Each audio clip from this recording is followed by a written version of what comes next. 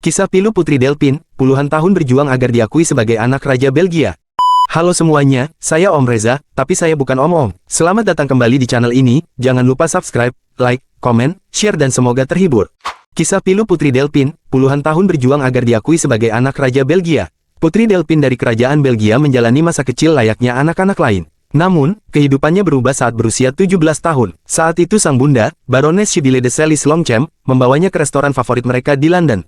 Delpin lantas diberitahu rahasia besar bahwa ia adalah anak dari Pangeran Albert, anggota kerajaan Belgia yang nantinya naik tahta menjadi Raja Albert kedua. Delpin tidak begitu kaget, namun ia merasa lega mendengar kebenaran itu. Delpin telah mengenal Albert sepanjang hidupnya sebagai teman dekat sang bunda. Ia bahkan memiliki kenangan indah tentang Albert yang kerap ia panggil Papillon, kata Prancis yang berarti kupu-kupu. Delpin merasa nyaman saat berada di dekat Albert, suatu perasaan yang tidak pernah ia rasakan ketika dekat dengan pria yang sebelumnya diyakini sebagai sang ayah, Jacques Bull. Saat ini, Delpin sudah berusia 55 tahun dan sudah diakui sebagai putri dari kerajaan Belgia. Perjuangannya mendapatkan status ini tak mudah. Ia sempat dicemooh oleh publik hingga ditolak oleh raja. Kisah cinta ibunda Putri Delpin dan Raja Albert kedua. Putri Delpin merupakan anak rahasia dari Raja Albert kedua, yang setelah turun tahta diketahui berselingkuh dengan Baroness Sibylle Salis de Longchamp atau akrab disapa Sibylle, ibunda Delpin. Menurut Delpin, skandal perselingkuhan ibunya dengan pewaris tahta tidak terjadi secara singkat. Delpin dan ibundanya pernah bercerita dalam film dokumenter bahwa kisah cinta itu sudah terjadi selama 18 tahun, dimulai pada tahun 1960. Albert pertama kali bertemu Sibylle setelah dikenalkan oleh ayah Sibylle, mendiang duta besar Count Michel Francois de Salis-Longchamp. Pada saat bertemu, baik Albert atau Sibylle sudah berstatus menikah. Namun menurut Sibylle, ia dan Albert menjalani pernikahan yang tidak bahagia, Bunda. Albert telah menikah dengan seorang putri Italia bernama Paola Ruffo di Calabria, dan keduanya memiliki 3 anak. Sedangkan Sibylle resmi menikah dengan Jacques Bull pada tahun 1962. Hubungan Sibylle dan Albert terjalin baik meski keduanya sudah menikah. Menurut Sibylle, Albert kerap mengirim hadiah dan kartu, serta mengunjunginya dan Delpin di apartemen mereka di Belgia, dan mengajak mereka berlibur. Dalam film dokumenter itu juga disebut bahwa pada satu titik, Albert bahkan mengusulkan akan meninggalkan istrinya untuk pindah ke London bersama Sibylle dan Delpin.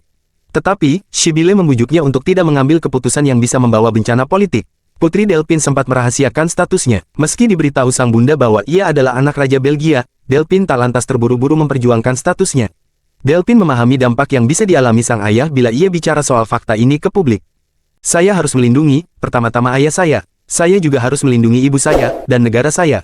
Karena keberadaan saya diketahui dan mereka tahu kalau saya lahir di luar pernikahan, di satu sisi latar belakang ayah saya adalah Katolik yang taat. Maka akan ada skandal besar dan ayah saya mungkin akan kehilangan tahtanya, kenang Delpin kepada Vanity Fair tahun 2022.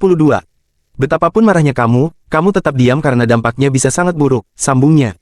Selama bertahun-tahun, Delpin merahasiakan identitas ayah kandungnya kepada siapapun, bahkan pada pria yang sedang ia kencani. Saya mulai berkencan sekitar usia 18 tahun, dan para pria menanyakan pertanyaan, siapa ayahmu, dan apa pekerjaannya? Saya jawab, yah, lalu mengubah topik pembicaraan atau berbohong. Saya tidak suka berbohong, ujar Delpin. Tentunya sangat sulit, tapi itu adalah tugas yang sangat berat. Saya tahu saya harus menjaga rahasia itu, tapi itu tidaklah baik. Putri Delpin sempat mendapatkan cemooh dan dikucilkan karena identitasnya terungkap. Lantas ia pun berjuang agar diakui sebagai anak raja. Seperti apa kisah perjuangannya? Identitas terungkap dan dicemooh oleh masyarakat. Sebenarnya, keberadaan Delpin sudah menjadi rahasia umum bagi media Belgia. Pada tahun 1999, penulis bernama Mario Daniels menerbitkan biografi tidak sah dari Ratu Paola. Salah satu baris dalam biografi itu merujuk pada putri tidak sah dari Albert yang tidak disebutkan namanya. Dia merupakan rahasia umum bagi media Belgia. Mereka tahu siapa dia, di mana saya tinggal, demikian isi dari baris di biografi tersebut. Benar saja, tak lama setelah buku itu terbit, surat kabar terkenal di Inggris, The Times, mengungkap identitas Delpin. Surat kabar ini menulis judul seperti, Anak Tercinta Raja Belgia yang tinggal di London, dan gambar besar Delpin ada di sampul depan. Saat itu, Delpin telah lulus dari Chelsea College of Arts di London dan bekerja sebagai pelukis dan pematung. Namun penerbitan buku tersebut langsung mengakhiri kehidupan normalnya. Dia bukan lagi seorang anak rahasia, dalam pikirannya kini, ia adalah sandera politik. Identitasnya terungkap tapi dia tidak mendapat keamanan atau perlindungan dari istana, sehingga pers dengan bebas menguntitnya, dan orang-orang asing di jalan mengecam keberadaannya, menyalahkannya karena dianggap melemahkan monarki. Beberapa orang bahkan percaya kalau Delpin adalah ancaman nasional. Ketika saya pergi ke toko, orang-orang royalis akan berkata, kamu mengganggu negara. Kamu adalah sebuah skandal. Kamu tidak seharusnya ada karena kamu adalah masalah bagi negara. Jika kamu ada, itu akan membuat keluarga kerajaan menjadi rapuh, kata Delpin. Ya, sejak resmi menyandang gelar Putri Delphin, ia mulai kembali aktif memamerkan karya seninya dalam pameran. Kali ini, keluarga kerajaan juga turut mendukung pilihan karirnya. Adikku Filipe, yang merupakan raja, nampaknya sangat mendukung. Ini bisa sangat mengkhawatirkan bagi mereka, karena mereka memiliki anggota keluarga baru yang mewakili keluarga kerajaan Belgia, dan jika saya melakukan sesuatu yang bodoh, itu akan membuat mereka semua kecewa.